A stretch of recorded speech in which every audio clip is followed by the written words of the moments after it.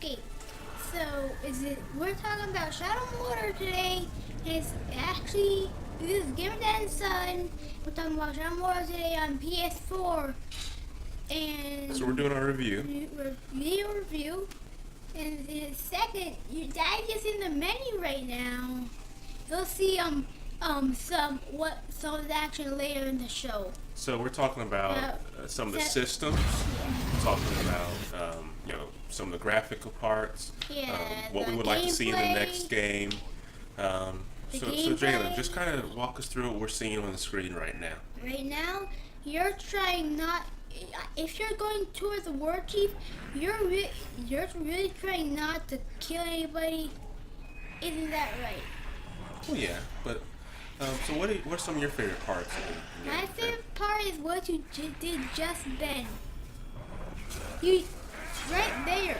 You were right. That was awesomely different. So right here, it looks like we've freed some of the people that were being kind of enslaved. And we're about to die if they didn't do something right. And right now, I just had the head rolling and I kicked it. Just rolling ahead. So just kick it ahead. I know, that's how Dad just gets his rage through. Just how I get my anger out sometimes. Yeah, and this place, wherever Daddy is, Daddy tries to find a character, or if there's a monster, if he's lucky and he sees a monster, then Dad just runs away. Now, one thing before we even started playing the game, we thought it was kind of like an Assassin's Creed type game. It started off like that a little bit, but once you start leveling up, the game changes quite a bit. So right here, even, you're seeing that we're fighting one of the captains. Akoff the Slippery. So each one of these captains are randomly generated, different names, different classes. And they have different strengths and weaknesses. Like that, Dad tried to slice this guy, and he can dodge it because he's invulnerable to stealth, regular hits. So you have to do power with him, and you see that I execute a power onto him in just a second. But if you walk looking at right here, you see another captain coming up. Ongok Swordmaster. So one of the really cool parts about this is that. And that guy, Dad just killed him by making controlling his mind or just making his mind explode. One of the real cool parts of this game is that it has a nemesis system, and nemesis system you normally see in a sports game, basketball, football, kind of see who your rival is. This first time it's been like that in one of an action game like this, to where the computer kind of remembers who killed you. Like right there, Uthgog Swordmaster killed me. So watch what happens here with some of the war chiefs. So it shows who killed, power increased. Killed you and power increased. So you see a lot of the reactions in the world. A lot of things happen with Sometimes you and without you. They both get angry. They're like, I'm stronger than you, and then they challenge each other. Then if they can just kill each other, and then the other person who won that fight gets their power increased. So there's a way. I mean, there's a way to beat it, but I think one of the coolest parts is that it's kind of endless. There's so many different combinations that you could have. Don't you agree with that, Jalen? Yeah. So next we're going to go into a new part right here. So we're transitioning right here, and Daddy's writing characters, and Dad really loves writing characters, and Dad really likes fighting them. And there's a cool part. If you get off the character, it won't just become a beast. It will just the mount will if the only reason that the mount will wear off is if you mount all of your power from the character, it'll automatically die. And if you don't mount all the characters, and those with the spear, they'll kill you. So there's a way to make sure that you kind of attack with the character, or while you're on the character, you could fight with the sword. So you want to kind of mix up the battle types, but I like biting. It's just fun. When you're on the character, you not wasting your sword too much. So if you're familiar with the Lord of the Rings books or movies, you're going to see a lot of familiar characters. And one thing that I like they did is they kind of took a little bit of liberty of the art style. It's not just like the movie. It had its own take on it, and it's a little bit more believable world. I think they could have messed up by just trying to copy the movies, because then you would say, hey, this is not as good as the movie, or it looks different. They did their own little thing, a little bit more stylized, I think. I think it works out. It looks more like a game. They made it exactly like the movie.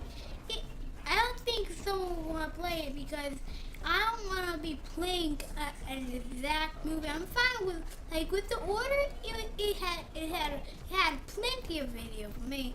Some people say it had too much. I just like a good movie, so. Yeah, this is mainly gameplay. It's not as open world as in Assassin's Creed. It's limited on the map, but we're only at about 34% of the game and of the 100%, and we've knocked out about 40 hours in total in the game. Yeah. So.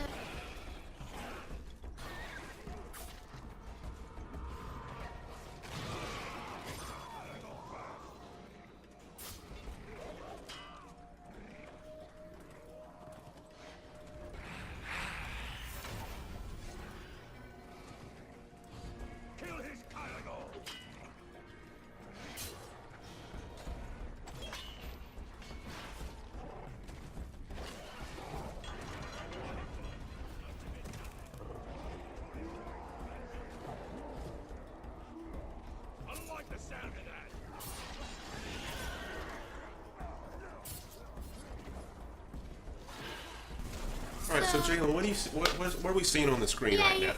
Now there was a way on videos. There's a way to fight. You can just find some more. You can just go ahead and go kill them. Like right now, I'm just seeing a Caragor die, and I'm seeing a whole half an army because if all those people and if you get one captain, you've gone way too far because one captain could call a war chief, and another war chief could call another captain, and another. So what are the few things, some of the game elements that you really liked? Like give me your top 2 favorite parts of the game. Stealth in the beginning. Okay, so what's so special about this stealth in this game versus Assassin's Creed? Because the ghost guy is pretty much all the stealth of the game, because the ghost guy, you can he uses all the stealth powers. Ow. He has the teleportation power, that's stealth. And he has full power, that's also stealth. And he also has and you can also just walk up behind someone, then a person again, then. So it's kind of like playing with 2 different characters. Yeah, it's kind of like brothers. In one. Okay. Now, what game elements do you wish were in the game? Like, what's missing in the game? The change, you're making your own people, because I like it more when you're making your own story.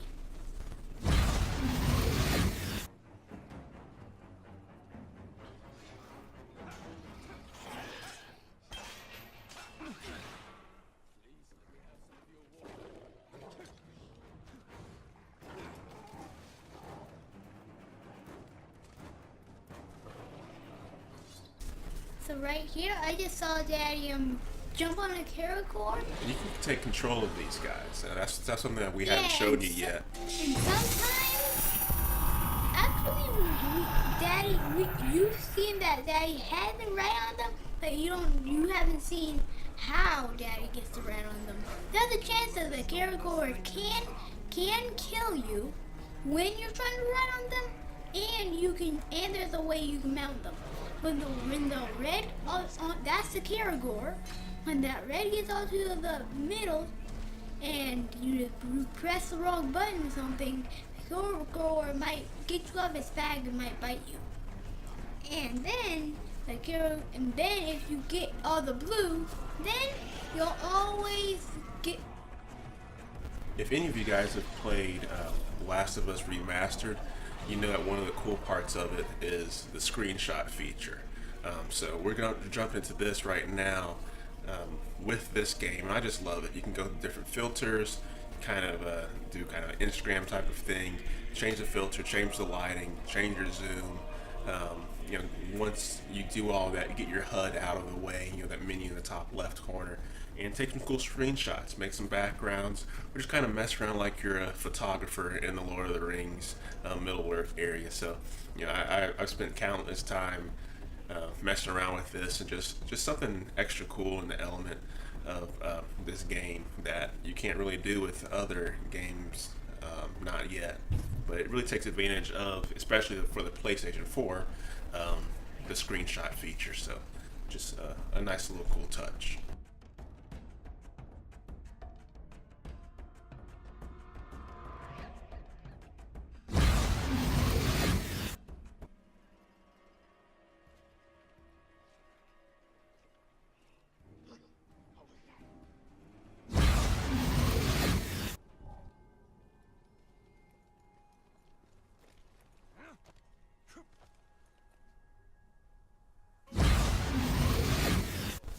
Like with this, with days in the rain right now, it's like if you could think about it a certain way, like I do, I think it's like sometimes I think, oh, this looks like a place that this looks like where Daddy's gonna meet Sarah, and then it'll be to be continued.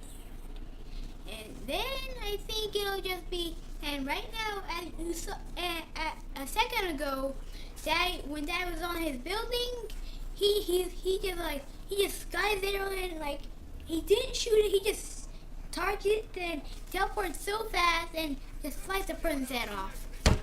And Daddy likes using his stealth skills very much, and if when your super speed loads up, that's a different part of your stealth. Because if they see you so fast, like see that's a person that is power increased. Like you see how his power increased, his weapon increased, and I think that he's invulnerable to super speed stealth. Like when you're going straight at him, you can just.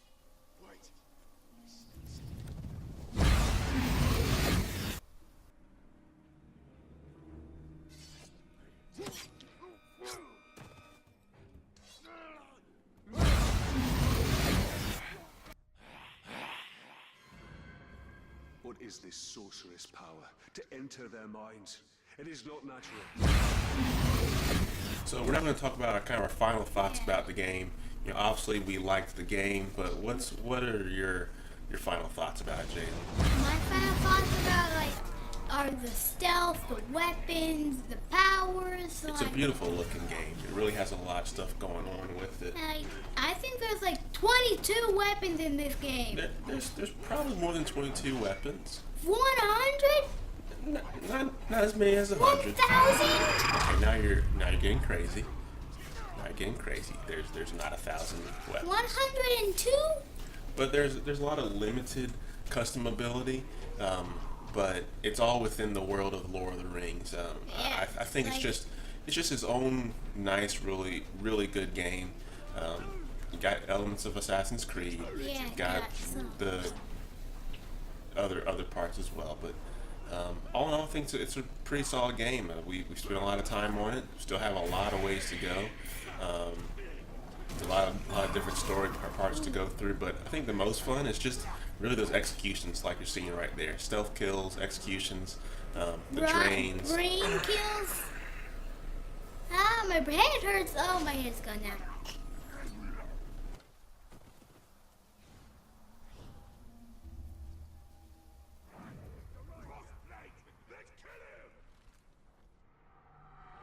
Ooksha.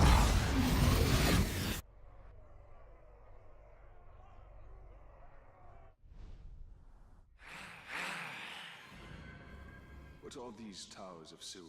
They are lights to guide us in the land of shadow, where all other lights may fail. pale reflections of the light of the two trees, and memories of a lost